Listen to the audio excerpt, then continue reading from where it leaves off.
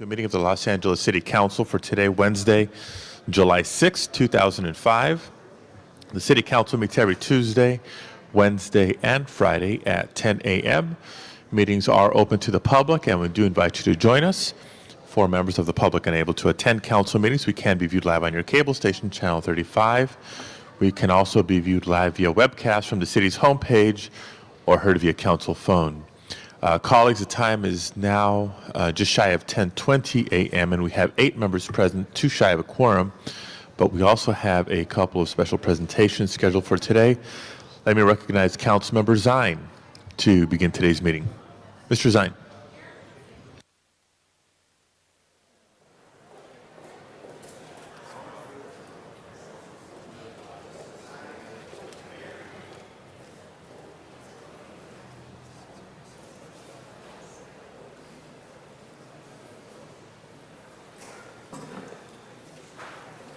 Thank you, Mr. President. I've got 2 presentations. One is a sad goodbye to a wonderful city employee who's been with us, we've seen here in this chamber, seen at committee meetings, and I hear his mom cooks great Cajun food. So if Blaine Sutton Wills and his family will please join me. Come on up here, please. And our and Jerry Miller. And it's a sad goodbye for a man I've known since my time here, 4 years. Blaine Sutton Wills, been serving the City Council through his employment with the Office of the Chief Legislative Analyst since 1998. Broad range of skills and experience allow him to work on projects for many council committees, including Commerce, Energy and Natural Resource, Transportation, Planning, Land Use Management, Public Works, Personnel, Public Safety, a little bit of public safety, and then there's so many committees, so I've seen you at all of them. Maybe you're filling in for some people who weren't there with your vast knowledge. Key member of the 2005-2006 budget team for the CLA's office.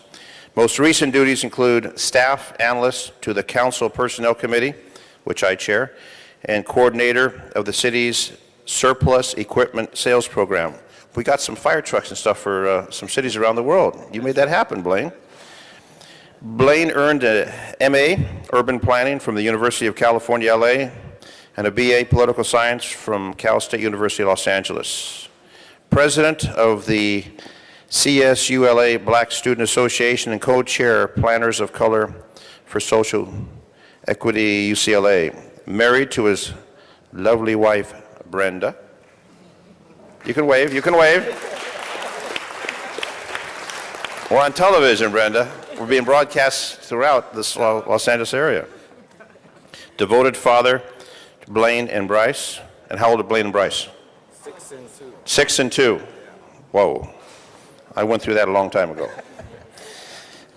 The mayor and the city council recognize and commend Blaine Sutton Wills for his service to the city of Los Angeles and wish him much success in all his future endeavors. And Blaine, we have for you the resolution, which I know you've seen passed out to many people on various occasions, but your special one from your friends here at Los Angeles City Council. And before you speak, I'm going to let Jerry Miller say a few words, and then you'll be able to speak and let everyone know how sad it is leaving the Los Angeles area, but you're always welcome back. Thank you, sir. All right.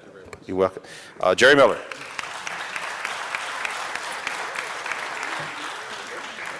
Well, Blaine, it certainly is with mixed feelings. You've been an integral part of the office, and as Dennis indicated, most of our staff gets moved around at will as things come up. And Blaine, you've always taken everything on with gusto and given it your best. We're certainly going to miss that laugh. You can hear it throughout the office when he finds something funny. So Blaine, best of luck to you and all the success that you deserve, and we're going to miss you. Thank you.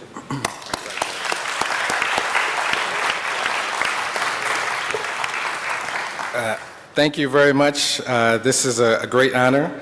I'd like to introduce, for those of you who know me, I don't make many decisions without my family, and I brought some of them here. My wife, Brenda Sutton Wills,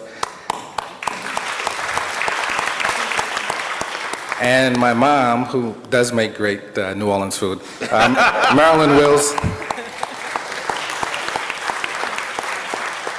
And I'd officially like to thank all the council members. It's been great serving you. It's been great working with your staff. You've taught me a lot just by watching your examples, and I thank you very much. I'd like to thank Jerry and for putting up with me really for 7 years, helping me along the way and teaching me the ropes, especially to all the CLA management. They've been very good. And especially to my colleagues in the CLA's office. You guys have... There they are. You guys have helped me along the way. And I thank you for your guidance. I thank you for all of your support. But most of all, I thank you for your friendship.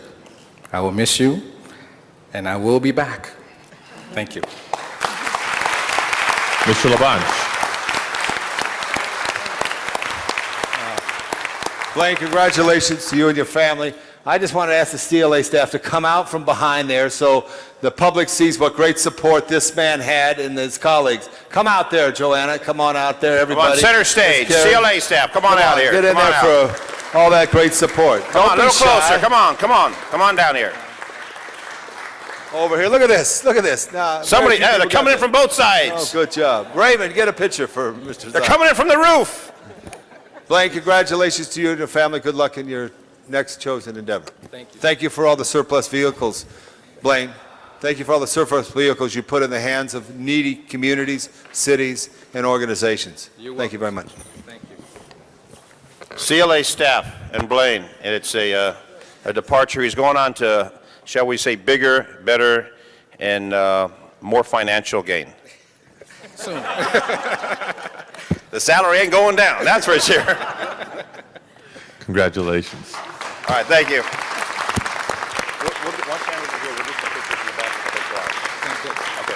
Mr. Zine, just make sure he doesn't drive off in one of those surplus vehicles.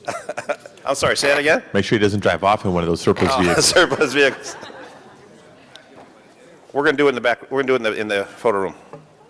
We'll get a group shot in a few minutes with the whole staff here.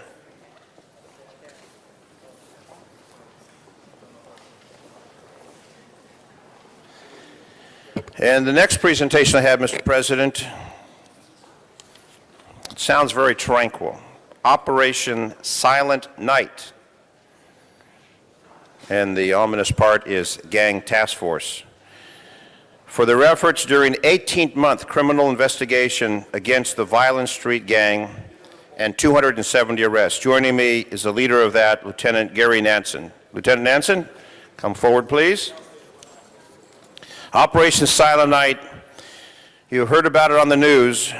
Gang Task Force, multi-agency task force created as a result of the deaths of Los Angeles police officer James Baya in 1988 and Burbank police officer Matthew Pavelka in 2004 in November by the Vineland Boys gang members.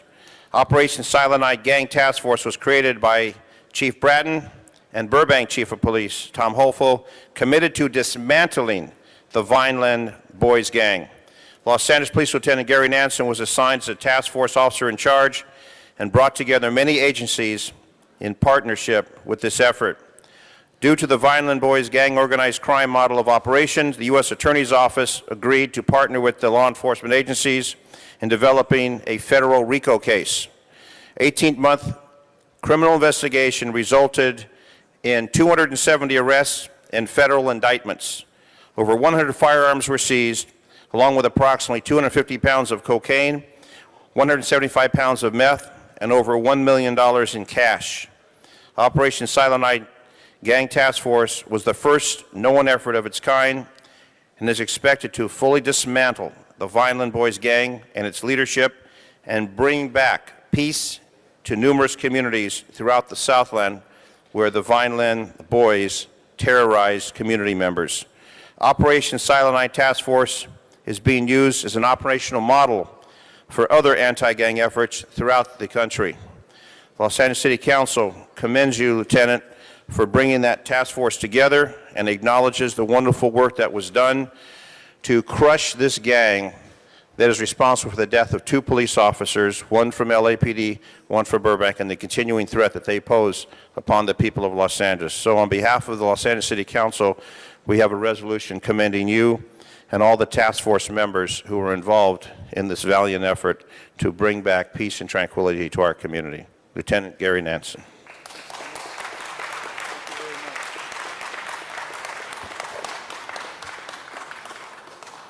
The police department certainly appreciates your recognition for this effort. I'll take this award back to all of the people who made this happen and extend your recognition, and we thank you so much. Thank you. Mr. President, back to you. Thank you, Mr. Zine. Colleagues, we're still at 9 members, now one shy of a quorum. Time is now nearly 10:30. If you're listening from your office, Ms. Hahn, Ms. Perry, Mr. Reyes, or Mr. Weiss, your presence is needed in council chambers. Let's take a brief recess as we do await a quorum momentarily, and we can move forward with city business.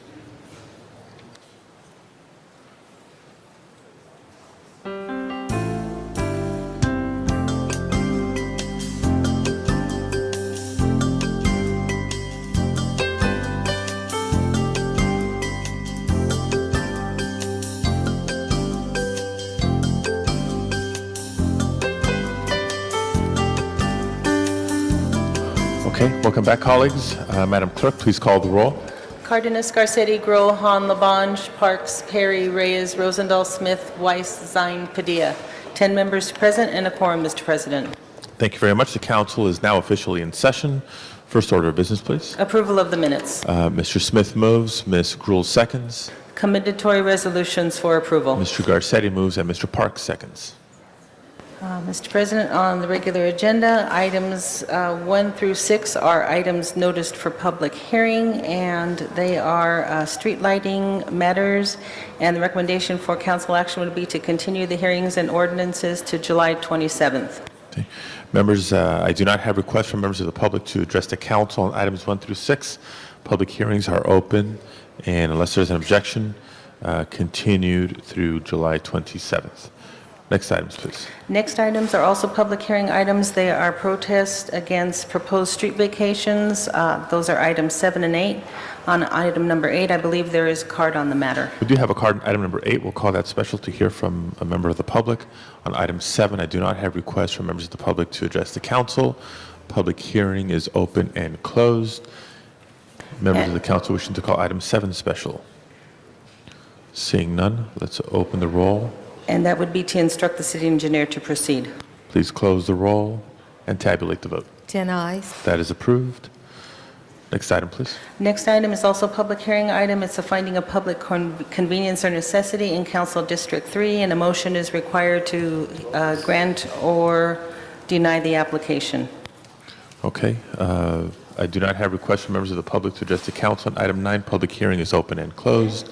Mr. Zine moves the granting of the application. If there's no further discussion, let's open the roll, close the roll, and tabulate the vote. 10 ayes. That is approved. Next item, please. Next items are items for which public hearings have been held, items 10 through 22.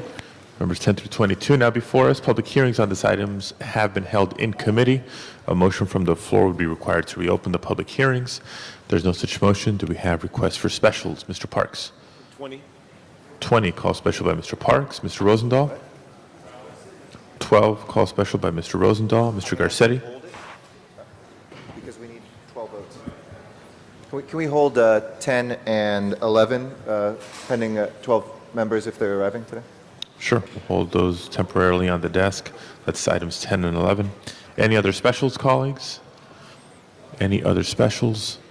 Seeing none, let's open the roll on the balance of the items, close the roll, and tabulate the vote.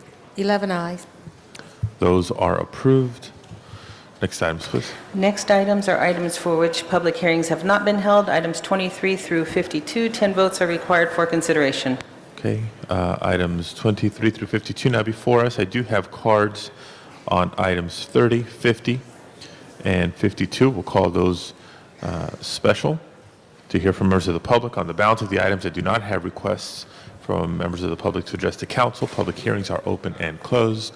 Specials beginning with Mr. Smith. 51. 51, call special by Mr. Smith. Mr. Garcetti. When we do these on consent, can we add 10 and 11 now that we have 12 members? Okay. in just a second here. The items before us, any other specials?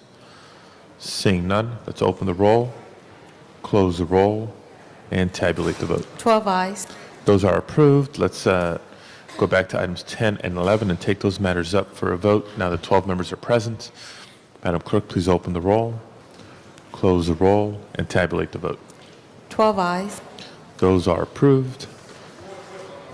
Forthwith on 10 and 11. Next items, please. Next items 53 through 57 are closed sessions. Do you wish to hold those matters on the desk? Let's hold all closed session matters on the desk. And next item then would be public comment on items not on council's agenda. Colleagues, welcome to general public comment, an opportunity for members of the public to address the council on matters within our jurisdiction but not appearing on today's agenda. Let's call forward Julio Giron and Melrose Larry Green.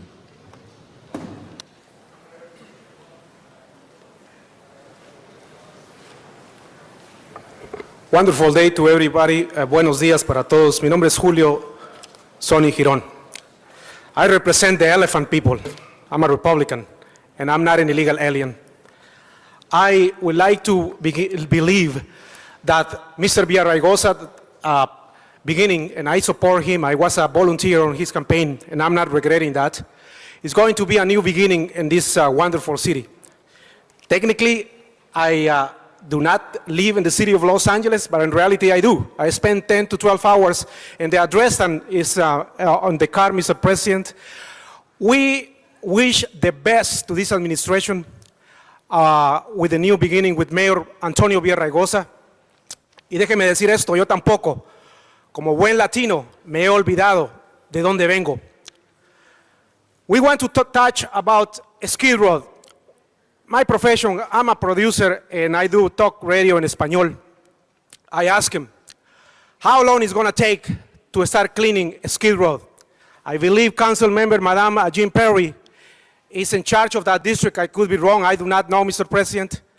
We no longer can tolerate this public safety issue of Skid Row. It's an excuse that social service is going to rehabilitate these people. It doesn't work. If I mention to you on a state level, Proposition 36, out of 10 offenders, 9 go back to commit the same offenses or worse. So the request to this wonderful council, including Mr. LaBonche, and I see him in the MTA board, soon to be replaced by somebody, I don't know who might be. We need to have action on Skid Row, and especially for the people who work in this downtown Los Angeles area. It's not acceptable any longer. I belong to an organization that, unfortunately, Mayor Villaraigosa and many members, including Mr. Galseri, I think, don't support us. The people who on September 16 will patrol the California border, called the Minutemen, FAIR, and many other organizations. I'm a Latino person. If they want to believe that I am a racist, or we the Latinos who belong to those organizations are, we are not. But if they want to believe that, that's your privilege. That's your right, but we are not racist. Nosotros amamos nuestra raza, nuestra cultura, como también los demócratas liberales latinos lo hacen. Today is the birthday of President George Walker Bush, o en español, Jorge Caminador Arbusto, that we re-elect in the past national election. We are proud of President George Walker Bush. You might not, but we are. Many Latinos who are Republicans. This issue, you might not like it, but I already said, we will patrol our border. It's our right as United States citizens to do that. No one will take that right away from us, proud United States citizens from Latino descent. We are asking to this council member, with all respect and dignity, take action on the illegal employers who are hiring in Spring Street, in many restaurants, in many businesses, who are hurting us. The people who are here legally, who never violate any rules. Let me ask you to conclude, please, so we can hear from yes, other Mr. speakers. President, but I still have time, and I respect you very much. No, it's not all for you. We have other speakers under public comment. We would like to request this council some of the Latino council members to introduce a resolution. So we understand that if some of the non-Latinos will introduce a resolution about illegal immigration, will be considered as racist. So I am asking you, including you, Mr. President, and many of the Latino council members, to introduce a resolution, or the mayor, to deal with this problem with the employers who hire illegal immigrants. Thank you. It's not acceptable. And thank you, and good luck to Mayor Villaraigosa. Mayor Rose Larry Green.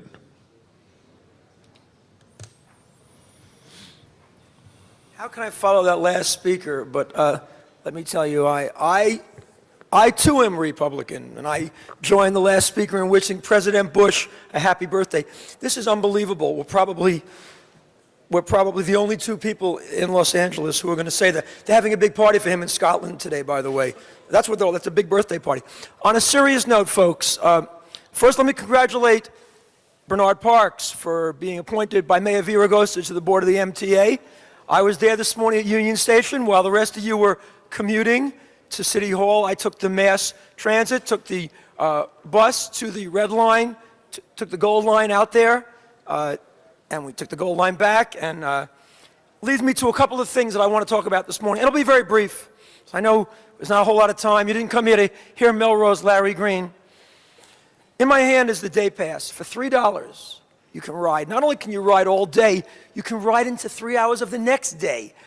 Bus, rail, all day long, all over the city of LA, wherever Metro Rail and the MTA goes. The best buy in town, take it.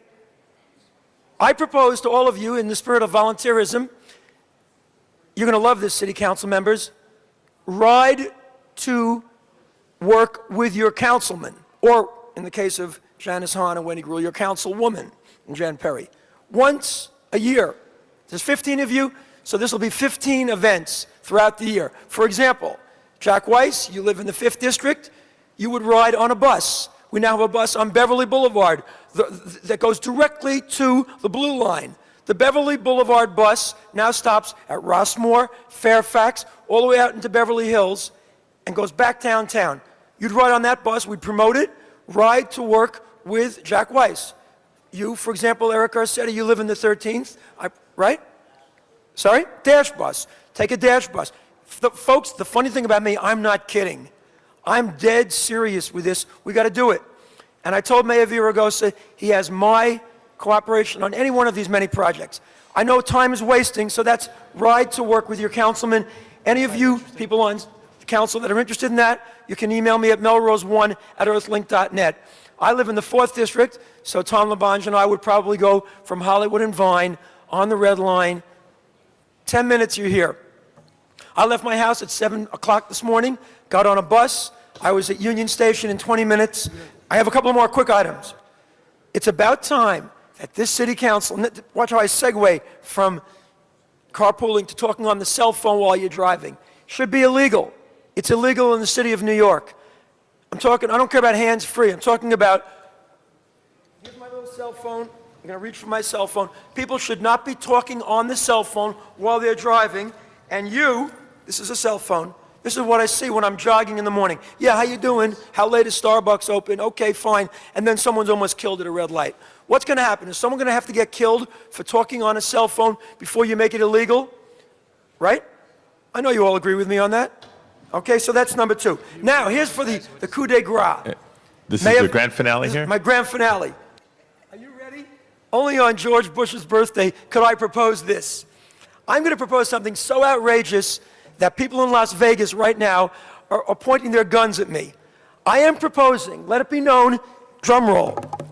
I offer to you in the city council, I propose we should have, within the city of LA, I don't know where you're going to get it, get ready for this, legalized gambling in the city of LA. More to come the next time I speak. It's a great way to generate revenue. I read the story, Rich Lowry's article in yesterday's Daily News. And by the way, Alex, you're in today's Daily News. Wendy Gruhl, Mazel Tov, leaders, the newly elected president and President Pro Tem. I don't miss a beat. Congratulations to Mayor Villaraigosa on today's great MTA event. Thank you. I'm Melrose Larry Green. Still 90 seconds left for some other lunatic from the public. Thank you very much. Thank you very much. This will actually conclude general public comment for today's meeting. Colleagues, we still have one final presentation before taking up the items called special. Let me recognize Mr. Zine for his third and final presentation. Buckle your seatbelts. Okay, I'll do it. Okay. Good morning, everybody. My name is Marisol Espinosa. I'm the field deputy for Councilman Zine for Canoga Park, and I'm here to give a brief introduction about what you're about to see.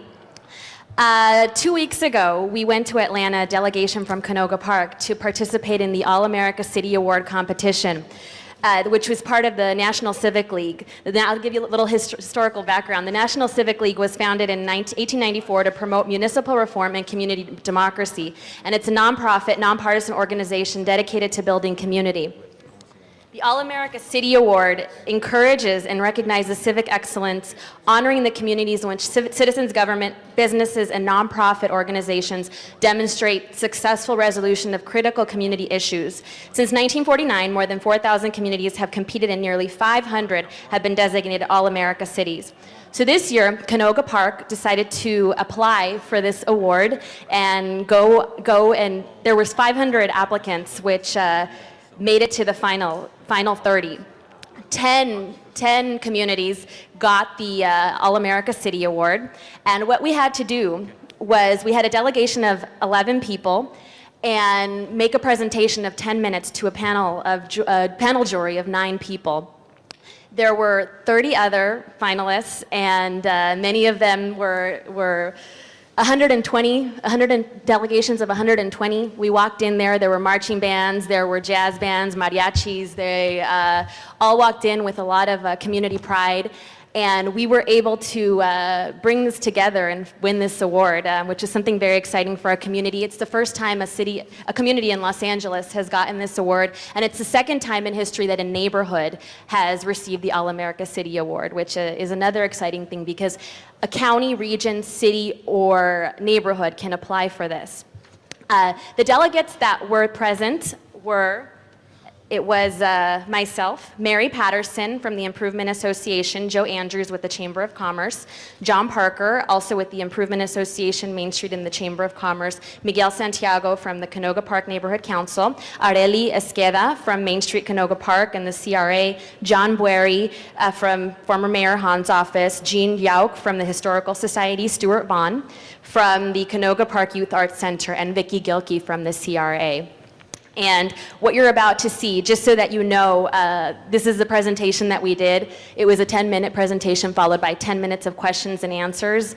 And it was a really great, exciting time for Canoga Park. As we all know, Canoga Park is a demonstration of public and private partnership within the city and has undergone a lot of economic revitalization and community development. And it's a place where people really work together to make things happen. So, with that, I would like to present to you the community of Canoga Park.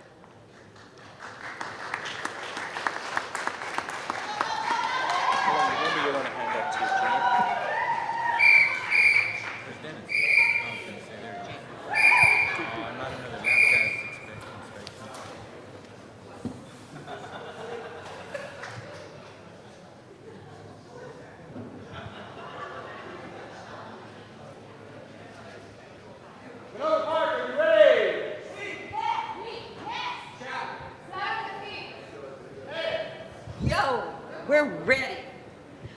I'd like to, my name is Jean Yauk, and I would like to bring our greetings from Canoga Park. And we're here to tell you about a little bit of our community and the history of the community. I would like to thank you for giving this opportunity to share this story about a special neighborhood and the earthquake-prone San Fernando Valley. I'm the president of Canoga Owensmouth Historical Society and Main Street Canoga Park, and would like to give you a little bit of a history and background. Today, I represent the Owensmouth Women's Club, who kept all of the history of Owensmouth from its founding in 1912. In 1917, Owensmouth became a part of Los Angeles to be able to utilize the city water. In 1931, Owensmouth's name was changed to Canoga Park. And now we'll move on to 1994, when the Northridge earthquake struck at 4:30 a.m. and was very devastating to our area and closing most of the businesses. After looking around, it was very obvious that there was lots of work to be done. With the help of the City of Los Angeles, the mayor, the city council, and the Community Redevelopment Agency, we formed the Business Improvement District and Main Street Canoga Park. With the help of these two groups, the chamber and other organizations in the city helped us, and we survived the earthquake, and with many, many improvements. The Guadalupe Center, which is in Canoga Park, is still surviving and serving the needy of the community. Up to 18,000 people received food from the center just in last year. We have two new theaters, the Madrid Theater and the West Valley Playhouse, which are live plays. We have the Boys and Girls Club. We have the Youth Arts Center. We have the Main Street Performing Arts.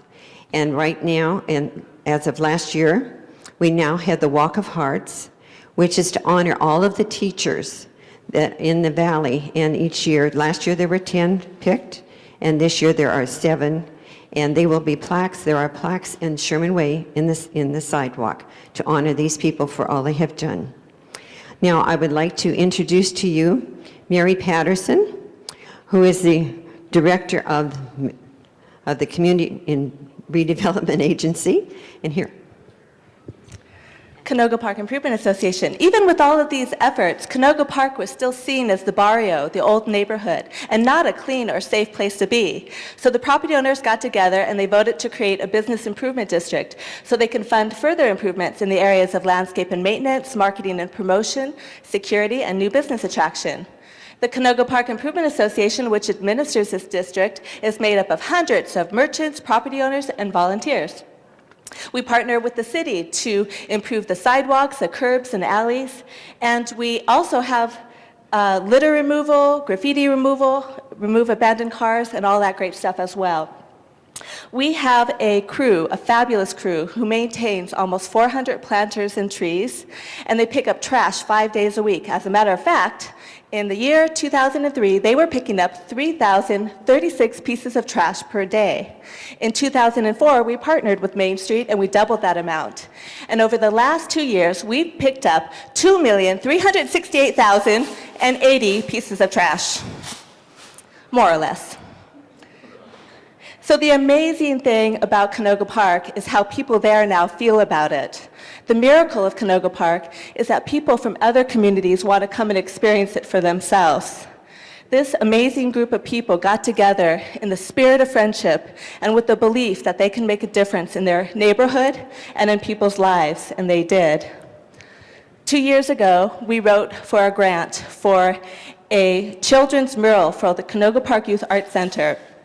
I'd now like to introduce the center's director, Mr. Stuart Vaughn, accompanied by the fabulous John Boeri and Aurelia Esqueda. Good morning. I'm here to talk about the Canoga Park Youth Arts Center and the project that we did with children. The Arts Center is a terrific example of reuse of facility, the building, because it's located in once was our first phone company built in 1931. And rather than tear this down, it was resurrected in the year 2000 as a youth art center by the City of Los Angeles Cultural Affairs Department. That's who I work for, and that's who operates it. And this is really another example of city government and community coming together for the benefit of our children with the belief that the arts are critical in their education. The center offers low-cost and no-cost classes in drawing, painting, ceramics, sculpture, animation, photography, video, and so on. And we're surrounded by public schools that are poorly funded in the arts. Since we opened, thousands of children have participated in our programming. The project that we did was funded by a grant from the Neighborhood Matching Fund. And a local prominent artist was chosen to lead this project, and his idea was to hold free community workshops where children would make handmade ceramic tiles that would come together in the composition of a boat carrying its passengers through a magical landscape, and we call it Magical Mystery Destination. And the theme is really meant to portray the diversity in our communities, because if you were to come to one of our after-school classes, you would see children from families all over the world. And the 300 children that participated in this project, it really instilled a sense of pride for them and their community. Now, we have another grant from the Neighborhood Matching Fund, and we're continuing this mural. The next one's going to be called Magical Mystery Destination and Beyond. And more children will gain that sense of accomplishment of participating in a public art project. The Art Center is a community resource. And whenever cultural events like our Dia de los Muertos Festival come up, we're happy to assist and to participate and work with good people like Vicki Gilkey from the Community Redevelopment Association, Agency. And I'm accompanied with the beautiful Marisol Espinosa, Deputy for Canoga Park. Good morning, buenos dias, assalamu alaikum. I stand before you today in traditional wear from the continent of Africa. I do so because, as an African American and cognizant of my roots, I have the distinct honor of symbolizing how other cultures embrace our third project, El Dia de los Muertos, which means the Day of the Dead. Dia, as we have branded it in Canoga Park, is celebrated throughout Mexico and Central America and represents a merging of an ancient Aztec celebration with Catholicism. Each year, the tradition grew of the belief that the souls of the dead return every year to be entertained by their relatives. Each year, Canoga Park celebrates Dia with an all-day street festival. In the last 2 years, we have entertained 15,000 and 20,000 respectively. The festival promotes art and culture, and it includes a children's art pavilion, altar displays, a classic car show, street vendors, live ongoing musical entertainment, and many other exciting activities. The ethnic diversity of Canoga Park reflects the demographic shifts which are taking place throughout urban areas in the country, and offers a model of how diversity can, in fact, strengthen a community. Through the many months of planning the Dia Festival, an appreciation for another culture has evolved in an area which had been historically Anglo, and has added to the acceptance of diversity in Canoga Park, might I add, with great success. I now have the pleasure of introducing you to a friend and a special person who represents the diversity of Canoga Park to the entire city of Los Angeles. Our councilman and an LAPD officer, the Honorable Dennis P. Zine.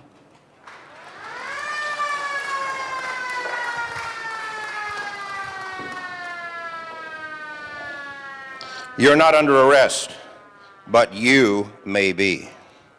Good morning. The success story you have heard is true. The once divided and diverse people of Canoga Park have broken down the ethnic barriers that once existed in this aging community of Los Angeles, California. A few years ago, when people visited Canoga Park, they saw a divided community, decaying and neglected. There were vacant storefronts, rising crime rates, graffiti, piles of trash, abandoned furniture, and all the negative signs of a community failing its residents and business. As we know, this is not a unique situation for an aging and diverse American city. Government wasn't taking action, democracy was fading away with the lack of community participation, and many residents and business owners gave up and moved away. Our neighbors and community leaders here today have all spoken about the proud history of Canoga Park that has transitioned from a community facing adversity to great revitalization.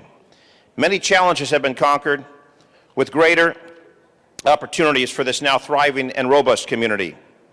Property values have risen while crime rates have plummeted. Canoga Park now enjoys a public-private partnership that includes the Business Improvement District, Main Street, the Chamber of Commerce, the Neighborhood Council, Historical Society, Community Redevelopment Agency, Walk of Hearts, where we honor our dedicated teachers, Boys and Girls Club, Canoga Park Youth Arts Center, the Memorial Day and St. Patrick's Day parades, along with the Dia de los Muertos Festival. My City Council office has joined in a coordinated effort and has truly revitalized Canoga Park and brings us here to participate and display economic vitality at its best and hopefully afford us the opportunity to receive the prestigious All-America City Award.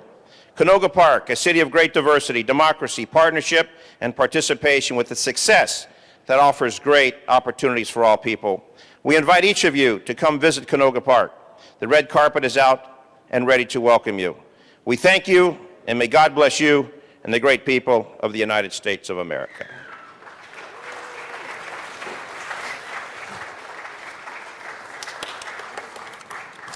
There you have it. Canoga Park, a community that won the All-America City Award 2005.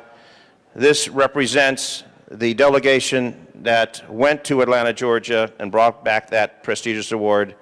And as Marisol mentioned, we were amazed with cities that had 200 people and bands and cheerleaders, and here we are, and we won. So we appreciate the opportunity to present this before the council and for the people of Los Angeles, and to know that working together, a community can make this change happen. And I also have presentations for the participants,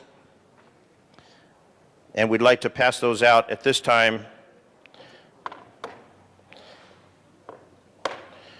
To the Canoga Park Los Angeles, congratulations on receiving the 2005 All-America City Award, and all the delegation that attended Atlanta. And this, I think, will go in either the Historical Society office or the Madrid Theater from the city of Los Angeles.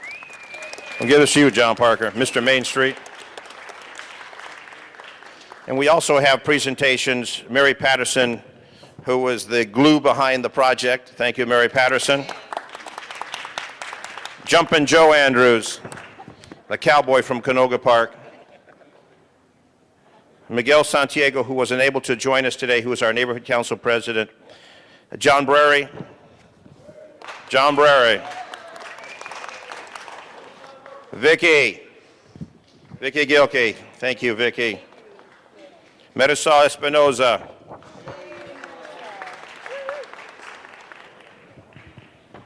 Our artist, Stuart. Our leprechaun, John Parker. Arlie. What? Areli. Esquela. Areli Esquela. Jean Jacques. And Dennis Zine. Thank you very much. Thank you. Thank you, Mr. President. We're going to clear out and change costumes and go back to work. Thank you. Just glad it wasn't a red dress you came in on. As we clear the set, Madam Clerk, next order of business, please. Next item, Mr. President, is item number 8, and that was called special for card from the public. Okay, the council calls forward Thomas Paul on item number 8.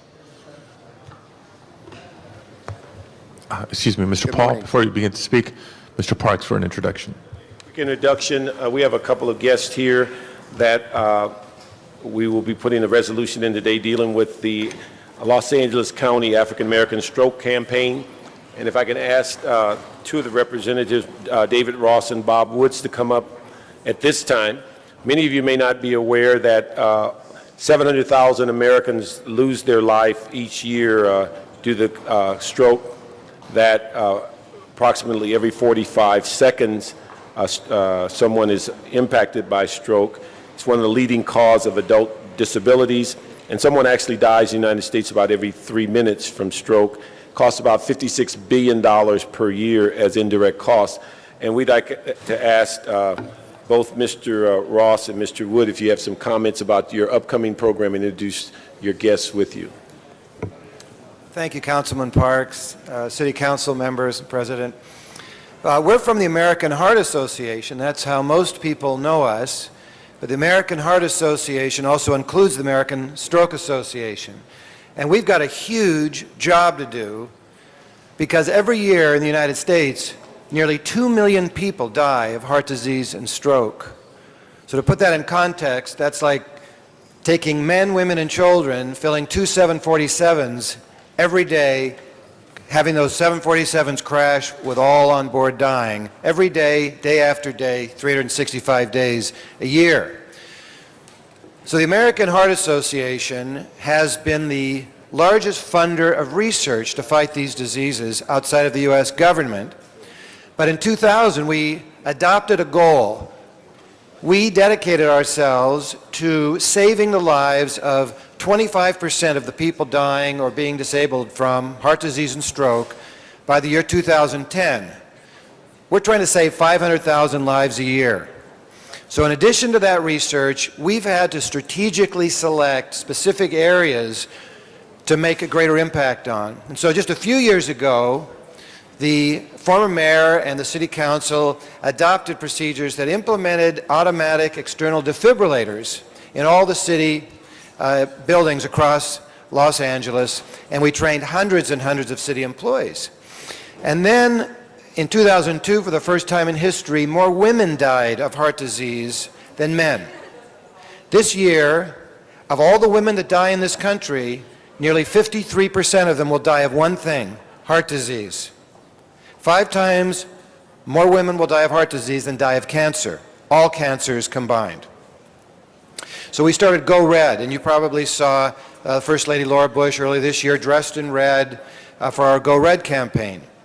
Then just this last year, the Heart Association and the Annenberg Foundation teamed up with both the city and the county fire departments to introduce a higher level of technology in all the paramedic ambulances.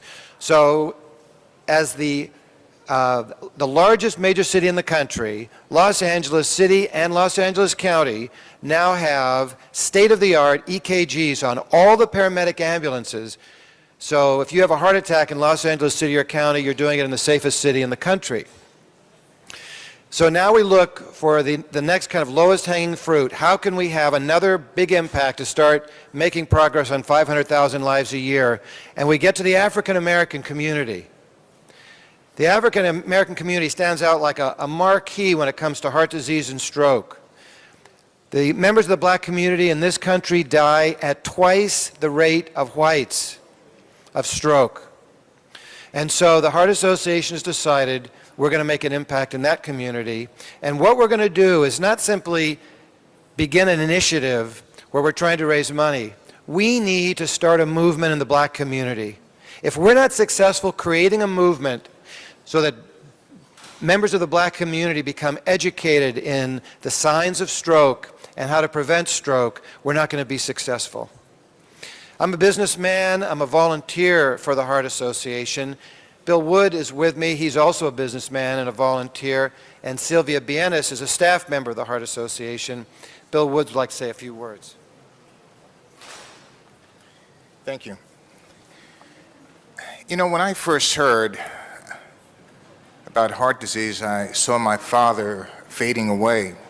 And then my brother, my oldest brother, he has heart disease. Then later in life, I found out that I'm having problems myself. Now, this is probably through diet and many other things that we grew up with. You know, taking this seriously, we have to. Well, when I found out this morning that Councilman Parks will be on the board of the MTA. Now, the MTA has already committed themselves to helping with our stroke campaign this year. And so I was happy to learn that. But we have to take this message, not just in the Los Angeles County, but throughout the great state of California and all the way to the East Coast, in the great states of this America. if we can see the signs and know the signs of heart disease, stroke, any medical doctor will tell you that you can save lives. When I heard that 700,000 people die each year of stroke and almost 2 million of heart disease, it's about time we do something about it. And again, I would like to thank Councilman Parks for his support and the council and working with you in the future. Sylvia? Yes, thank you. Again, it's so important without a movement, meaning that everyone has to go ahead and support this campaign.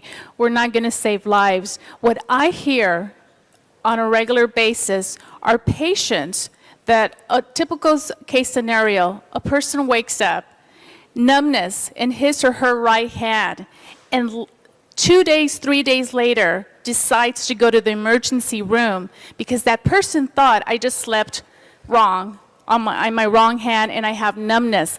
That's a medical concern. Again, the other scenario is saying, I have an intense headache.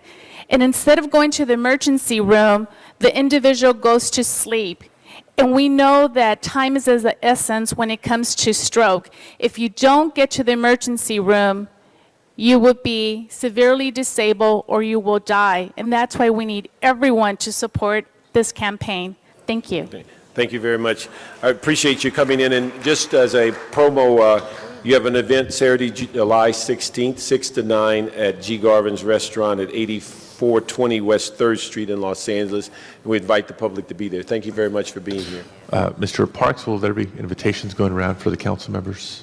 Pardon? For that event, a flyer or letter of invitation? Yeah, we'll be getting that around. Okay, Ms. Perry, for a few words? Why don't we, in terms of that event, we have politicians who are, some of the people are going to be there? Congresswoman Diane Watson, and then, yes, we will. We will follow up with the personal invitation for everyone in this room. Thank you. So for city council members who want to reach out to the African American community or have a personal experience with stroke, for city council members particularly who want to reach out to the African American community or have a personal relationship with stroke and their family, it would help us a great deal if you'd be able to join us at this event on July 16th. So and make sure the flyer gets to all of you. Thank you very, very much. Before you go away, hold on a second. Ms. Perry. I just wanted to ask you, did you have a run in Griffith Park in the last couple of weeks? Or was that another organization? It was another, but it had to do with strokes also. Yeah, well, it was a very big event. But yeah, I think I indicated to you before that, you know, I'm very interested in doing outreach on this issue. A lot of us worked with a lady named Juanita Tate, and Juanita actually died of a stroke and, you know, had all the classic warning signs. And it's a message that still resonates to this day. And to some extent, who knows, maybe the outcome could have been different with more education and outreach. We'll make sure we get back to you, Councilman Perry, today with all the information about the event. And just one last question for you all. For people with diabetes, does that increase or decrease your chances of having a stroke? Increases the risk. I'm leading the witness here. We all know that very, very well. We have regular conversations around this horseshoe about the prevalence of both prediabetes and diabetes and the complications that it leads to.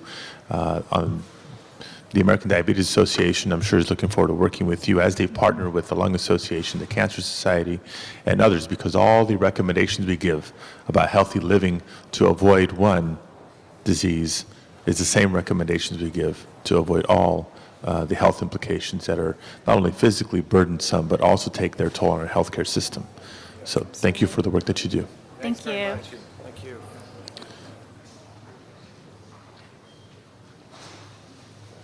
And now back to item number 8. Sorry for that interruption, but for a good cause.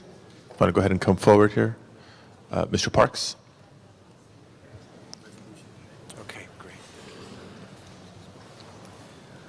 Thank you very much. I was just informed that this particular alley is going to be turned at a 90-degree angle, then heading down onto Vinton. and so I'm going to drop any opposition I have because the traffic will still flow. My concern was that we're going to have a dead-end alley, and we could not get the 200 cars that we needed to out on the one street. But as long as they have a second exit, then we don't have any opposition to this, and so I just drop my opposition. And I want to thank you very much for giving me the opportunity to speak. Okay, thank you very much. This concludes public comment for item number 8. We're prepared for a vote. I know city staff is not here. They were on their way, but if there's no objection, let's proceed. Let's open the roll, close the roll, and tabulate the vote. 13 ayes. That is approved. Next item, please. Item number 12 was called special by Councilmember Rosendahl. Mr. Rosendahl. Yes, Mr. President. This item, which I would like to ask my colleagues to continue for a couple of weeks so that I can give the West Side Residents Association, Tom Donovan and Vicky Casas, and the West LA Neighborhood Council, Paul Resnick and their group, an opportunity to look at it, study it, and if they have any comments about it, to involve themselves. As you know, this has to do with adult entertainment in the West LA part of my district, and was called the lap dancing ordinance.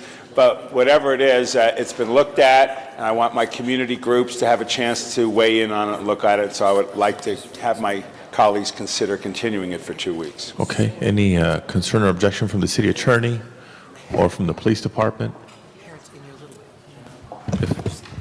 No. Okay. If there's none, then without objection, colleagues, let's continue this matter for 2 weeks. The new hearing date will then be July 20th. Next item. Next item is item 20, and that was called special by Councilmember Parks. Mr. Parks. Thank you, Mr. President. I'd like to ask the CAO staff to come up, please.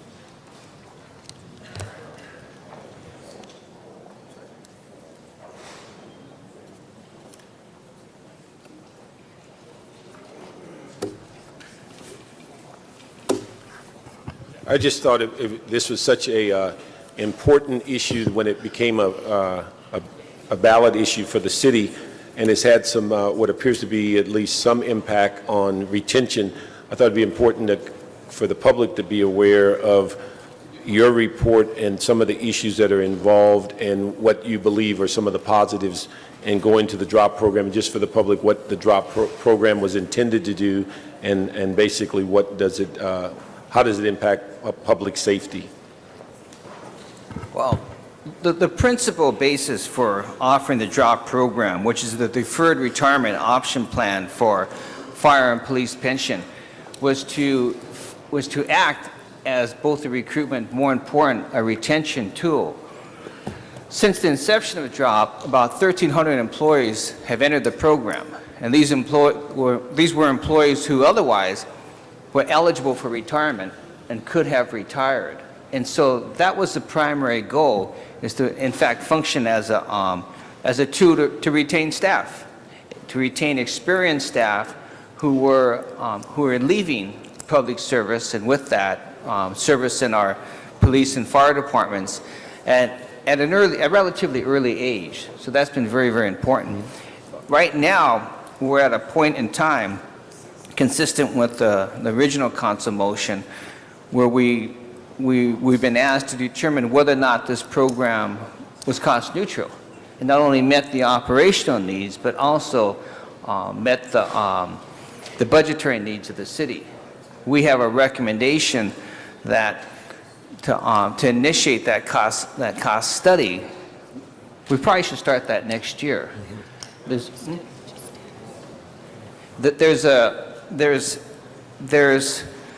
program is a program, especially for the rank and file, that, in my judgment, should continue because of the benefits. But I also know that there's been some concerns, and you've expressed concerns regarding what's going to happen on the horizon when the participants in this job program must leave because of the requirements of the program. And know that, recognizing that, especially the mayor's commitment to adding as many police officers as possible, we will factor in the DROP participants in our hiring projections to ensure that next year and in subsequent years that we'll hire the maximum number of police officers, basically the maximum number that the department can train. Okay. It will be a priority. Okay.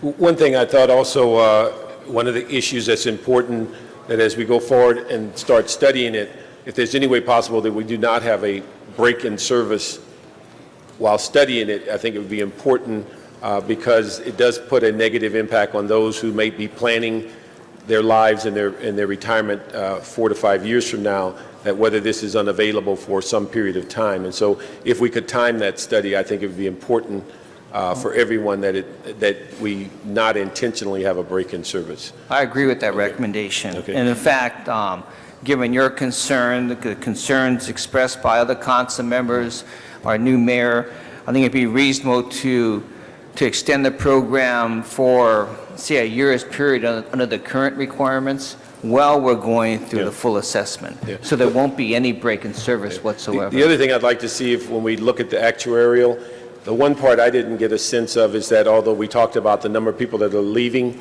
we know by going back several years that there's certain spikes, and when we hire a great number of people, a current spike is 92 to 98, where several thousand people. So all we know that 20 to 30 years from now, they're going to be leaving at some incremental time.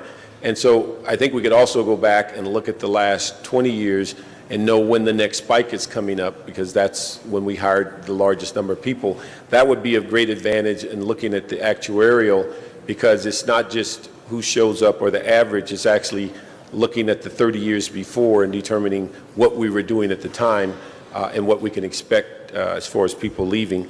The other issue I'd ask you to look at is that what we came out of the Budget and Finance Committee is that front loading, if possible, for people that we know specifically will retire.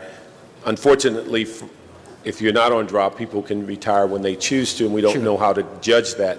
But we shouldn't drop under our TO unnecessarily when we know that specific people will be leaving at certain dates, and it's a requirement. So if we could look at that, and I think we asked for that in the Budget and Finance Committee. The other issue I'll ask you to look at, and as part of that discussion, is that there was a lot of discussion in your report about the inability to separate Tier 5 from the impact of drop program. And we had discussed this 4 or 5 years ago, that there was a need possibly to make drop high enough to where it forces people over the maximum retirement date, which then is a clear impact of having people stay longer.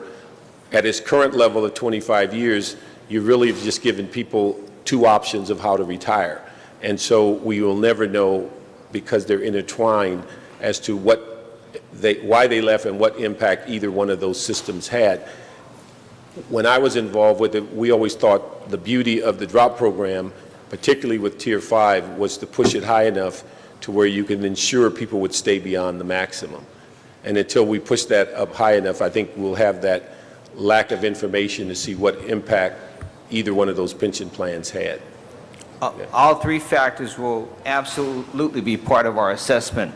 The last one, the age factor, was probably the most difficult issue we had to deal with when we first developed this program. Now that we're going to have several years under our belt, it would definitely become a critical factor, because I agree with you. That is probably something, as we go to the table to negotiate changes with this plan, that is something I would also like to see adjusted. Yeah. And when could we expect that report back to Budget and Finance as to front loading? Is that going to be part of the monthly report, or will that be a standalone report? It can go either way. It probably, given the criticality, it'd probably be best as a standalone report, and we can do that at your direction. Probably the latter part of the first quarter or the beginning of the second quarter. Okay, if we could set a time prior to the budget process starting, so we can begin to look at what we may be confronted with for next budget year. Thank you. Okay. Thank you. Mr. Zine. Thank you, Mr. President. My staff already has a motion that's going to be introduced regarding this break in service, so we don't have a break in service. I've been approached by a number of officers who have that fear that it's going to expire April of '07, and they want to beat that deadline so they don't get left out. So our motion is going to correct that situation, where you've done your survey. We're asking for one more before it expires, but that this motion is going to call that there will be no break-in service. So assure those folks that they won't be left out of the loop. And I know that in my 37 years with the police department of the city, there's always been peaks and valleys. Where we seem to have money to hire, we can't recruit the folks. When we can recruit the folks, we don't have money. It's gone back and forth like a ping pong match. If you travel around this area, Burbank is advertising, the Highway Patrol is advertising, the Sheriff's Department's advertising. Right now, there is this great demand to increase law enforcement, and the money is there to do that. But the peaks and valleys continue to go, and I don't know if it's been the history throughout law enforcement where we have those peaks and valleys, but I know in the 37 years I've been around it, it's always been that way, where it goes in cycles. Right now, we are on this hiring move, but we've got other agencies that are doing the same issue. I know that it's worked. A question regarding the IOD, someone who goes off injured on duty. We'll be looking at that someone who goes off issue. long-term sick and then still continuing to drop. Yes. And also the issue about the command staff. Would the requirement continue to have the command staff involved where you have a high command, and I'm not talking about battalion chiefs from the fire department, I'm talking about high command that are involved in that, and what happens is it blocks those positions for people who want to promote. And if all of your command staff is on the drop program for that 5-year max, all those positions are unattainable by the people who want to promote the system. So that's an issue of concern that officers and firefighters who want to promote say that there's an issue that they can't seem to go up the ladder. Is that going to be part of the review also? All the factors that you mentioned will be part of the review. We do have a recommendation to continue the program so there will be no break-in service and to get that information out as soon as possible. We will absolutely look at the IOD issue. That's something that must be addressed in the next version of the DROP program. And then we are looking at the eligibility for the DROP program. It's my opinion that it was designed to recruit and retain our rank and file. That was a principal focus, and it's been successful in the retention of rank and file, and even as a recruitment tool for rank and file. We need to look at it very carefully as it relates to the command staff and the levels of command staff. We haven't reached a final decision yet, so I don't need all the command officers to call me this afternoon to express their concern, but we haven't reached a final decision. But from my vantage point, it acts as a primary tool to recruit and retain the rank and file. I've always said that. With respect to the recruitment, I've heard clearly from our new mayor, and I've heard consistently from this council that hiring police officers is going to be the primary priority for the city.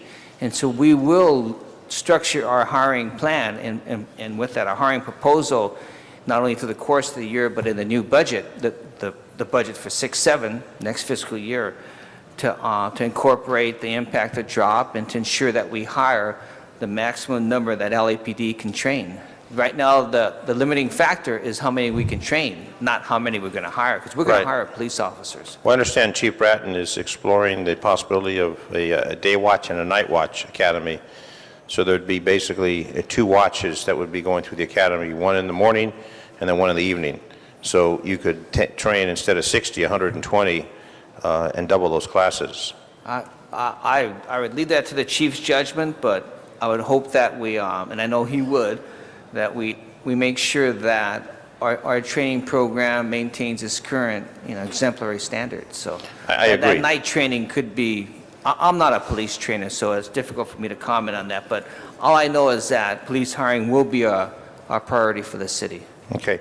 And the hiring that's taking place now, the folks that are coming on, are they expressing any interest in drop, or is it just the fact they enjoy that opportunity to become a law enforcement officer, a firefighter, or paramedic? Has that become a big recruitment tool? Because other agencies don't offer that. Is that, I know the compressed work schedule is a major incentive, but is that become an incentive for people coming on the job? I know it's an recruitment issue.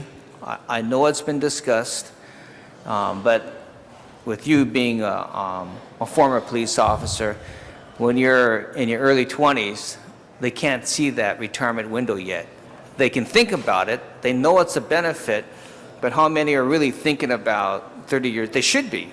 And they should be thinking about drop and a deferred comp plan and whatever. but they're not thinking about that. But They're thinking I about a think new it's- motorcycle and a new boat, and and a new Corvette. And you mentioned all these other agencies. We have the best agency in the area, so we should be thinking about LAPD. I agree. Thank you, Mr. Zine. Mr. Rosendahl. It's a very important subject that you're talking about, and we need to be competitive, obviously. But a bigger issue that came up to me in the campaign when I was with the firefighters had to do with long-term health care. And when they would think of the drop, they were getting very close to that notion of themselves. And long-term health care is a very important part of our future as we get older. How does this fit in, and where are we on developing that plan? Well, I think they're referring to health care benefits for the retirees, Right, which we they would are. handle through the course of the broader negotiations with both police and fire. Right. And that issue has been an issue they presented at the table as far as enhancements for health benefits for retirees. I think we have a good plan. It's a plan that we absolutely will be looking at. The job program only relates to the current retirement structure and deferring that for a maximum period of 5 years. But they have already talked to me about that. We will be looking at that. We'll be coming back through first the AERC and on the Full Council with a recommendation on that issue. Because I'm very strongly in favor of that being robustly Understand. discussed, and so as they get toward retirement age, they realize they could have a long-term health care plan. Either Well, they have to absolutely. buy into it, or we, the city, provide it, but that needs to happen. If you like, Royce and myself will be happy to come in at your convenience and brief you on where they're at and what we're hearing with respect to not only the police and fire negotiations, but also negotiations with other bargaining units in the city. Great, look forward Happy to to do that. that. Thank Okay, you. I'll call your office and get on your calendar. Super, Thank appreciate you. that. Mr. Labange. Question, I just want to ask Mr. Zine's comment. It struck me. You talked about all the competitive areas of various law enforcement. Would it make any sense in efficiency that the city of Los Angeles, at least from an entry point, had a desk that all these persons who wanted to be in law enforcement, and I'm looking at my colleagues, would go at least, because there's a certain amount of cost when you start to become an employee with the city of Los Angeles or the county of Los Angeles or California Highway Patrol or whatever. Would it make any sense to see if we'd want to have an entry desk? Because then you could weed out, because people complain that sometimes you go through the process and the cost is not there. I know this is not totally on Well, this subject, Mr. City Attorney, The, but the personnel department, and with that, Maggie Whalen, has made some very, very significant improvements on the recruitment process and the recruitment selection process for police officers. That the timeline for recruiting someone, if you want to call it from cradle to appointment, from the beginning to the end, has been reduced significantly. Right. I think we do as good a job as, if not better, than any jurisdiction, especially in the LA County, but any jurisdiction in the state as far as recruiting and hiring both But police Mr. and fire. Zine talked about competitiveness. I don't know how long it take you to get on the job, Dennis? How many, 6 months or? Quicker than getting on the fire department. 5 years? No, it took, I came on in 1968, so it was relatively quick. 3 months? Oh, well. Did they do a background check or they just call the? It was real quick. I had a clean life before I became a policeman. It was real quick.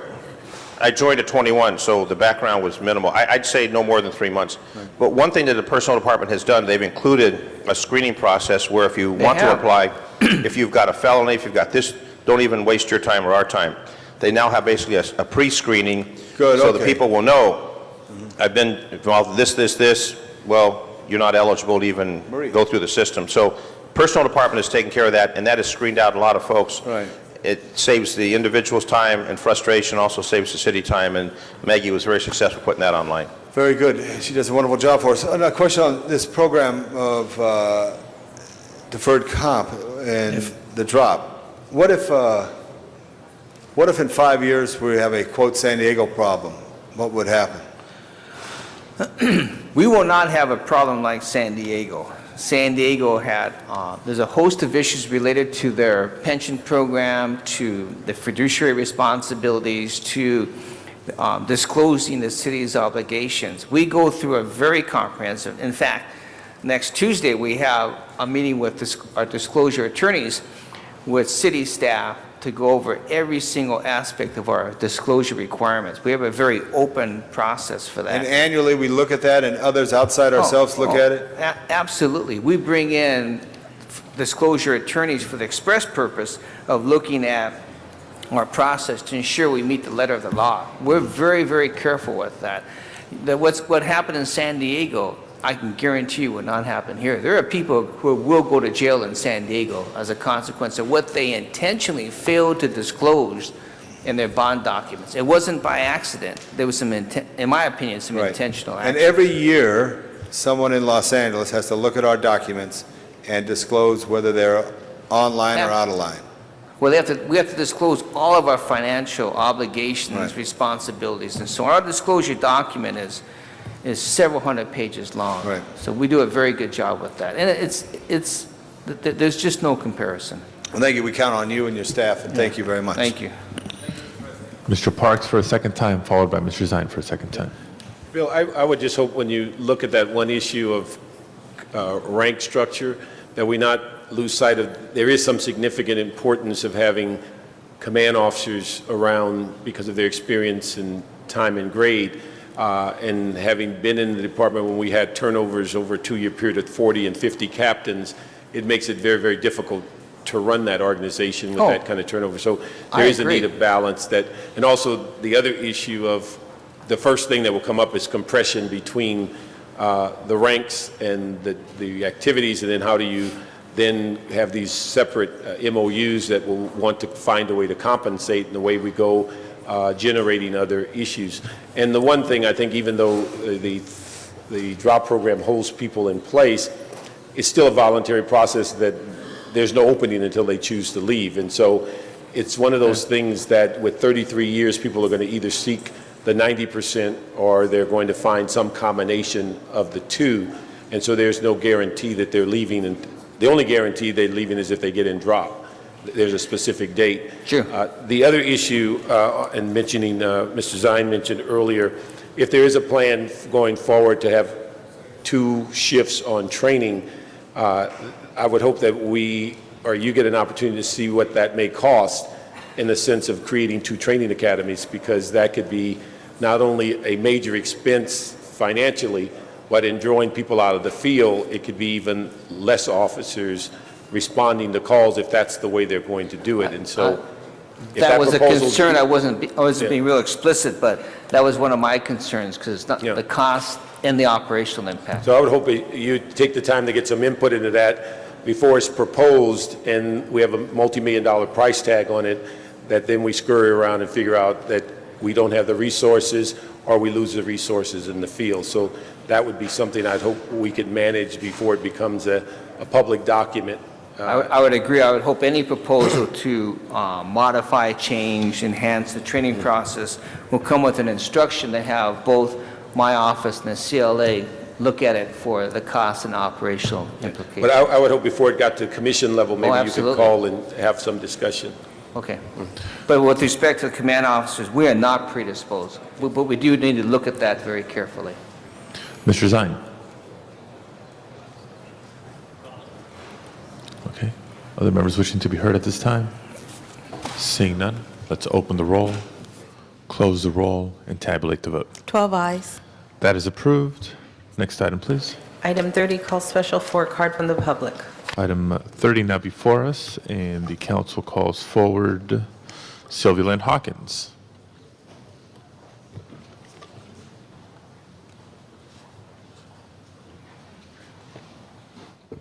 Good morning, everyone. My name is Miss Sylvia Lynn Hawkins. On item number 30, we must say no on item number 30.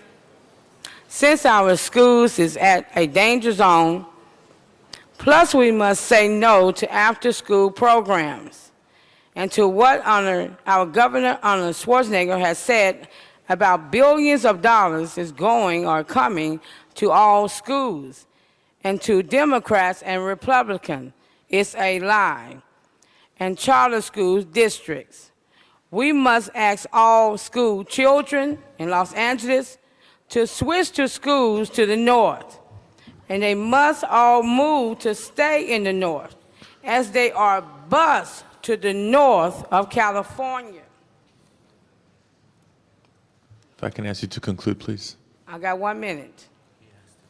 So that they can go to brand new schools. A 8-month rest period is needed before beginning demolishing Dorsey High School on Rodeo and Dr. Martin Luther King Jr. Boulevard. Because of no money have been used in the last 10 years from the United States of America government to furnish this school. Okay. New schools and supplies will be given in this area. Thank you. Once we begin demolishing this regular school at Dorsey High School. Thank you very much. Thank you This very much. concludes Please public stop comment interrupting me. on I this have 2 item. minutes. Members of the council wishing to be heard on this item? Seeing none, let's open the roll, close the roll, and tabulate the vote. 12 ayes. That is approved. Next item, please. Item number 50 was called special for a card from the public.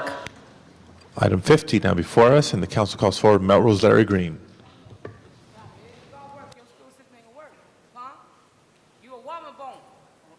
Okay, that was item 30, which was on the REAP reduction program. That was the item. I wish people would speak about what the item is, and I wish the city council would make that a policy. There is public comment if you just want to talk extemporaneously, but all you are very busy, you don't need to be told how busy you are. But item number 50, I'm going to talk just for a second about it, and I support it. It's relative to street banners announcing the 2005 Central Avenue Jazz Festival. Now, you may wonder, what's a Jewish boy from Brooklyn so concerned about Central Avenue for? Among my many talents, I'm a great piano player.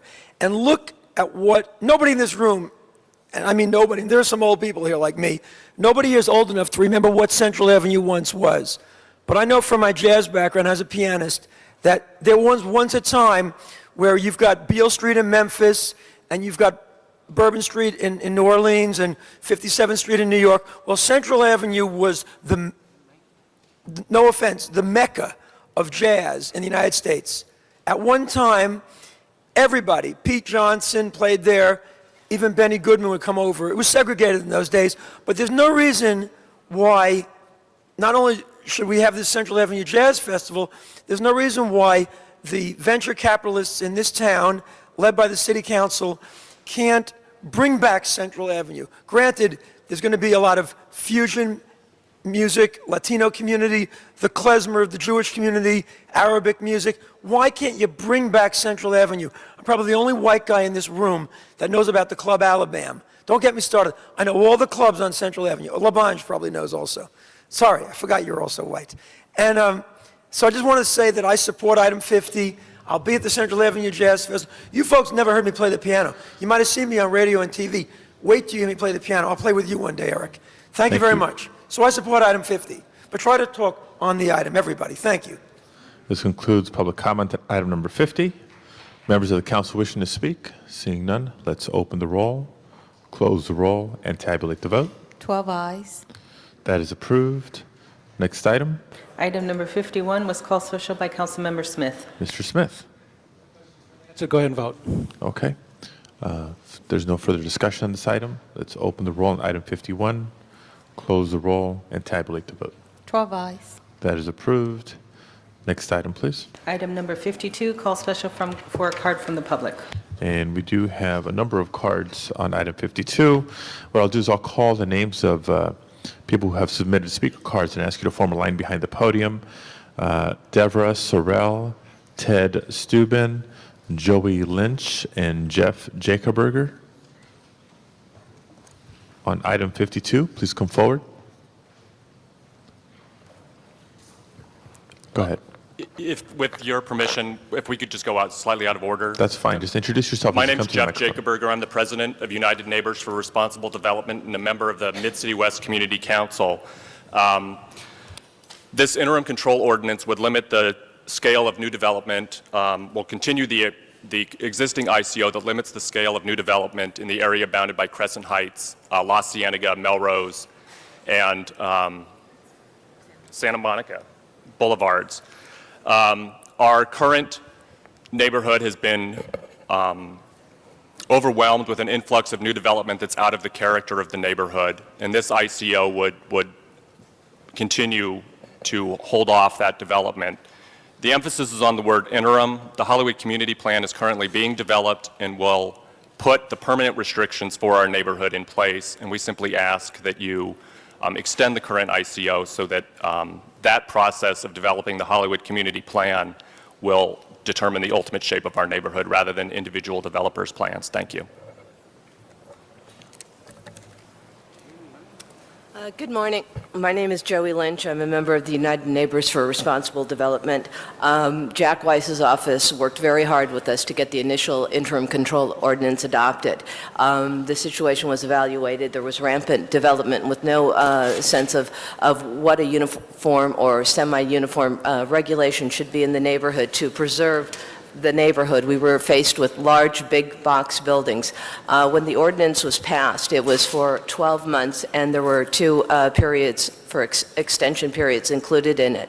I assume that it is no surprise to us that permanent regulations have not been adopted at this stage, and this extension is necessary. The process is going on, and the process takes whatever time that it takes. The Hollywood Master Plan is busy at work developing the final regulations which should govern this area, after which time the ICO will not be needed. But I think that it's incumbent upon you to pass this motion to allow the process to take place. And I want to thank you very much. I also want to let you know there are other members from the United Neighbors for Responsible Development here who are not speaking, but there's a great deal of support for it, and thank you very much for your time.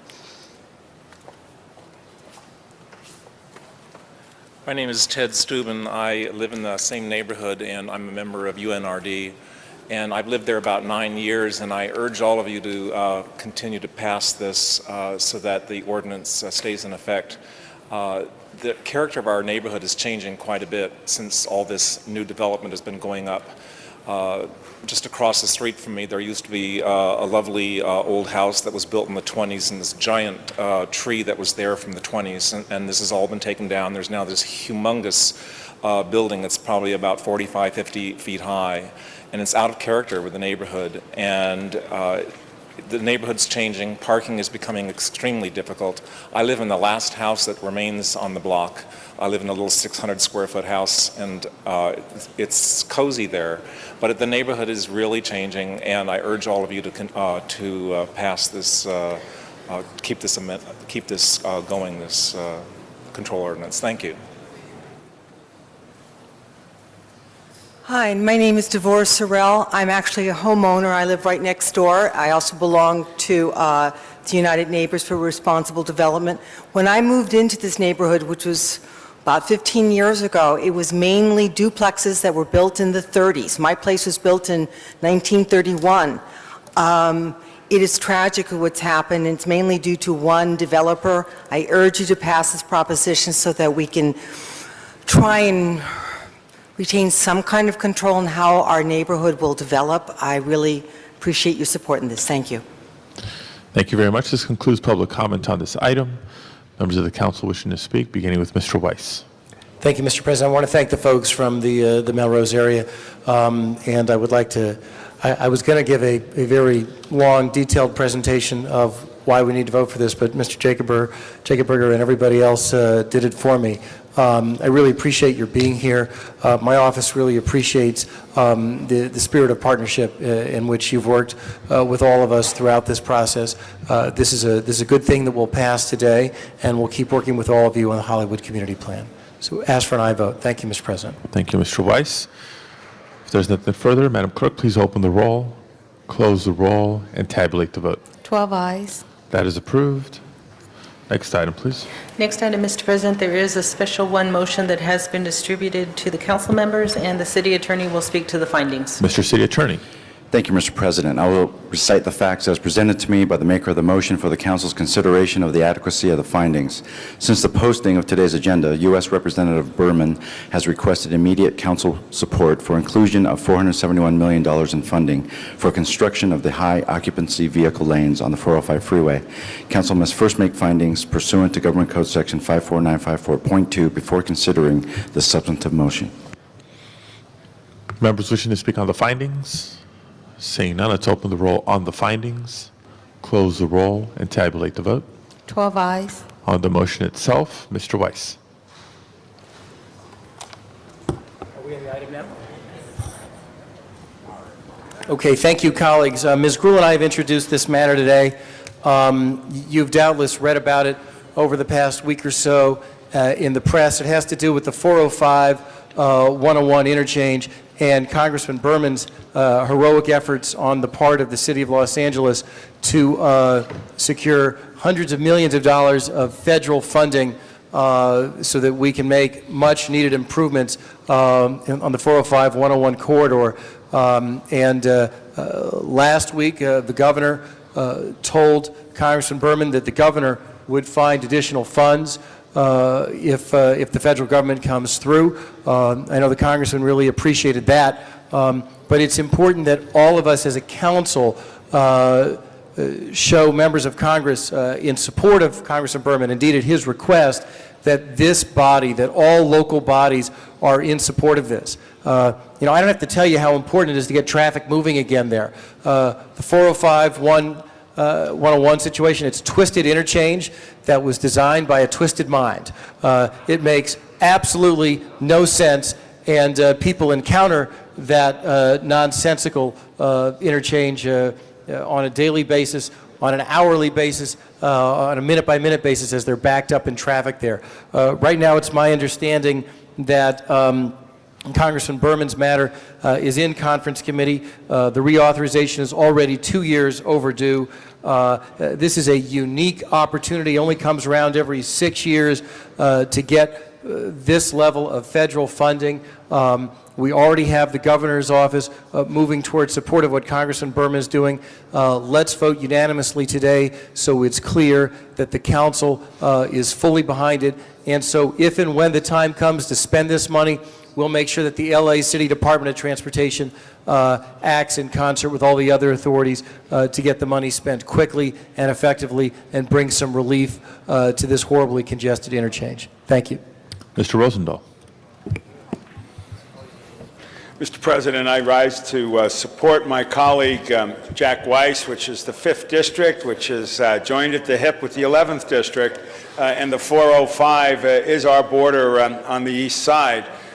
We do need substantial transportation funds from Washington, and I see this as just the beginning, and I look forward to our new mayor and our governor working with our congressional delegation that obviously needs to be joined at the hip with us and get us additional billions of dollars over the next 5 to 7 years so that all of our dreams can be met. I would like to see the Expo line to the beach within the next 10 years, not the next 20 years, and I know we need to shop that in Washington for an additional $400 to $500 million for that project. I want to be able to go from my home and get on a light rail and have a cup of coffee and read a newspaper and come down to the great City Hall someday off of that. And this is a beginning in that direction, and I applaud Congressman Berman for his efforts, and unanimously I want to see our colleagues support my colleague, Councilman Weiss.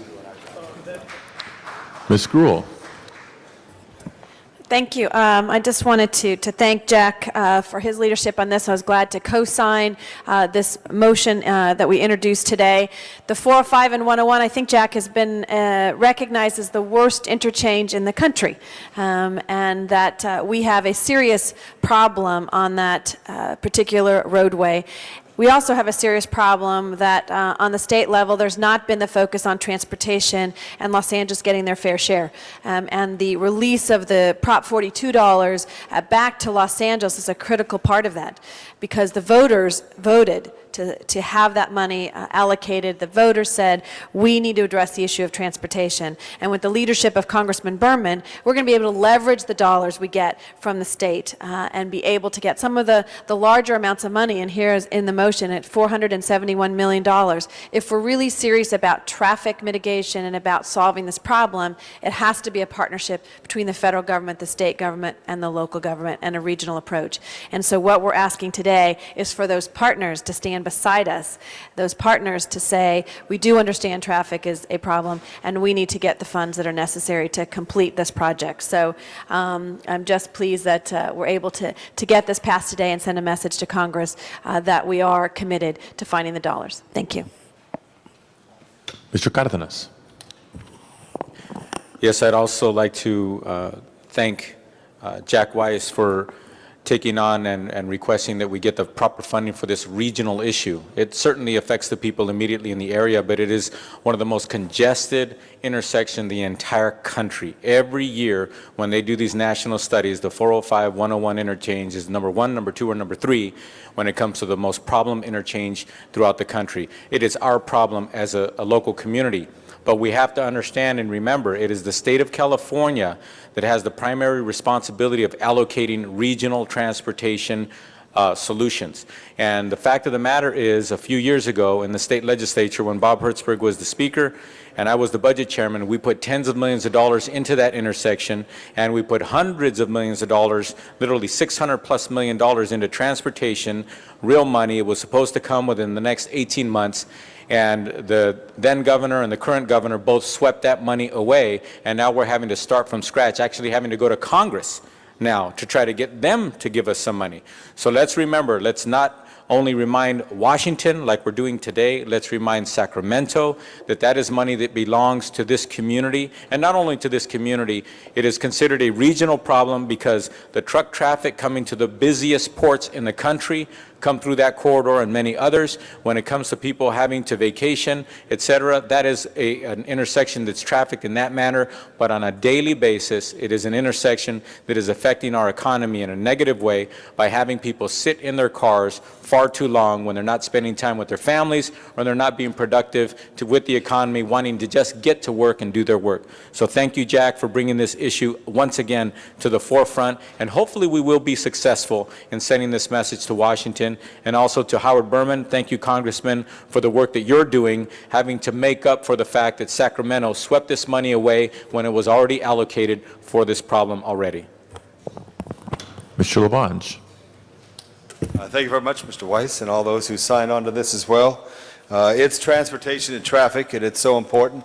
I did have a chance to visit with the governor for about 99 seconds last Friday, but it was good. He said all he had to do was call. That's what he said. But there was a lot of dialogue, and then I saw Congressman Berman, who was sitting out, and got him in through the ropes, so he got to talk. Congressman Berman has been a great leader for this area, fighting for the 405 all the way. But we all have to fight, and we also have to fight for the region. And that's the big issue with the region, whether it's good movements that we're concerned about, because we know the improvement of the Alameda Corridor for the neighborhood. The same is true for the San Gabriel Valley. That's very important. All these issues are very important. But the one message I like to talk about when we talk about transportation and the importance of it, other than being complimentary to those who do the fight, is we've got to get gas tax money going for transportation and traffic. A lot of it is diverted. And if you pay taxes, I don't necessarily want to raise taxes, but if you pay taxes, I want to make sure your taxes go to what it's intended for, not being diverted. So these projects are long overdue, could be built. Because the truth of the matter is, if we could work within the existing right-of-way, a lot can be done. Whether it's connector roads, whether it's acceleration roads, whatever the case may be, to remove the gridlock that is there. And much of the movement in the San Fernando Valley is not just north-south, but east-west as well, and it will make it safer. I do also want to say, too, I know Mr. Cardenas and Mr. Hertzberg were up there fighting for it. It also was helpful that there was a daily news headline that constantly reminded people about doing the job. It is basic, it is traffic, it is good movements, it's the local areas, and that can be done. So it's so important. And I also know when we worked on the 101 corridor, and I hope you review that, all of you had a piece of that in the time that we worked on the 101 corridor, a long range too, not only this 405 high-speed occupancy vehicle lane, but a connector from the 101 westbound to the 405 southbound, a flyover. needs to be made, so you could have that same type of movement where you don't have the slow, curly Q-type turn as you go west, Dennis. You know what I'm talking about, by Station 88, where you go west and you do that little turnaround. That backs up the traffic tremendously. But I think I just want to say it again and again and again. It's all about traffic and transportation. It's all about making sure that the gas tax money goes to the roads and the highways and the transit needs of counties throughout Los Angeles. And I had the pleasure of talking with the mayor about these particular issues, and he's very energized about the issue of transportation. So this all folds into one. And just want to thank everybody involved, especially you, Mr. Weiss, whose district this interchange is, and Ms. Gruhl, who's on the other side, because it takes two interchanges to make a full interchange. Mr. Rosendahl. Okay, his questions are answered. Other members of the council wishing to speak on Special 1? Seeing none, let's open the roll, close the roll, and tabulate the vote. 12 ayes. That is approved. We'll send this matter forthwith. Before proceeding to the next item, let me recognize Councilmember Garcetti for an introduction. Thank you very much, Mr. President. I believe Alderman Moore is right around here as well, but we have two visiting council members. We have Susan Burgess from Charlotte, North Carolina, who's right here. We also have, please give her a round of applause. I know many of us who are active in the National League of Cities are headed to Charlotte for the annual convention, and that will be hosted by Susan and her colleagues in the Charlotte city government. Joe Moore is an alderman in Chicago. I know a call just came through, so he's just right outside that door, but somebody who's been very active in Chicago politics for quite some time. Worked on a lot of similar issues to things that we've taken here, and both Susan and Joe chair our Democratic Municipal Officials Organization, representing Democrats but loving Republicans too, around the country who work and toil in local government. So it's an honor to have both of them here today, and we welcome you here to the City of Angels. Welcome to both of our special guests. Madam Clerk, next item, please. Mr. President, do you wish to clear the desks before going into closed session? Let's do housekeeping. Council has motions for posting and referral, Motion shall be posted and referred. and that clears the desk for closed session. Okay, if there's nothing further before going into closed session, then in accordance with California law, I'll recognize Ms. Gruhl. I'm so sorry, Mr. Padilla. Item number 22, I had an individual who showed up after the item had been approved. What we'd like to do is have it reconsidered and continued to Friday. It was on a brush clearance item. Okay, any objection, colleagues? If not, let's open the roll on reconsideration, close the roll, and tabulate the vote. 12 ayes. That is approved. 22 is reconsidered and continued to Friday, July 8th. Okay, Mr. City Attorney. Thank you, Mr. President. On item number We have a free home buyers fair for Saturday, July 16th from 9 a.m. to 3 p.m. at the Epic Center at Menlo and Martin Luther King Boulevard, just east of Vermont.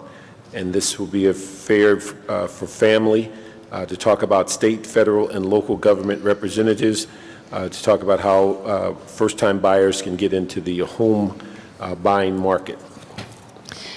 Thank you very much, Mr. Parks. City Attorney has advised us I need to make an announcement on one of the items we considered in closed session. Thank you, Madam President. On item number 55, the AB Cellular case, Council gave the City Attorney's Office authority to file an appeal and to seek stay of judgment. Thank you, Mr. City Attorney. Colleagues, I don't. Anyone have an adjourning motions? Okay. Please rise in adjourning motions.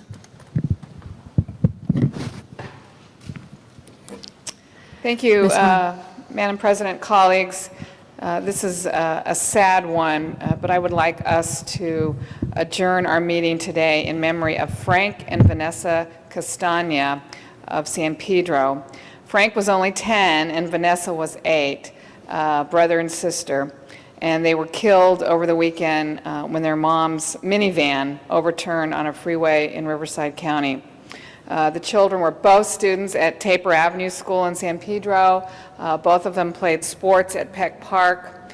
Vanessa was an excellent ball player, according to all those who knew her, and they like to say that she played with the boys including her brother, on the T-ball Yankees at Peck Park. This team finished first place last season. The family was a very close family. The parents spent a lot of time watching their kids play sports, rooting them on the sidelines, and this is really a very, very deep tragedy. They're survived by their parents, Deborah and Francesco, and their older brother, Dustin, 19, who was also involved in the crash but survived. So our hearts and prayers go out to the family. Thank you. Mr. Labange. Thank you, members. I ask that we adjourn in memory, all of us, in the memory of the great Hank Stram, the great coach of the Kansas City Chiefs, who for many years was an innovator in the National Football League. He was a member of the Pro Football Hall of Fame. He was a player's coach. Our very own Mike Garrett here at USC played for him for 5 years, and he knew how to motivate people to get the best out of them. And as an innovator in the game, he is on par with all of the greats in pro football. He also was a coach of the losing team of the first Super Bowl, which was held here in Los Angeles. But 3 years later, they beat the Minnesota Vikings in what they call was a real change of the National Football League when the AFL beat the NFL in 1970. Minnesota Vikings lost to then-led Hank Stram's Kansas City Chiefs. Married to 52 years to his lovely wife, Phyllis Marie, had 4 sons, 2 daughters, and a host of grandchildren. Ask that we adjourn in memory of Hank Stram. Thank you very much, Mr. Labange. Any other adjourning motions? If not, Madam Clerk, call the roll.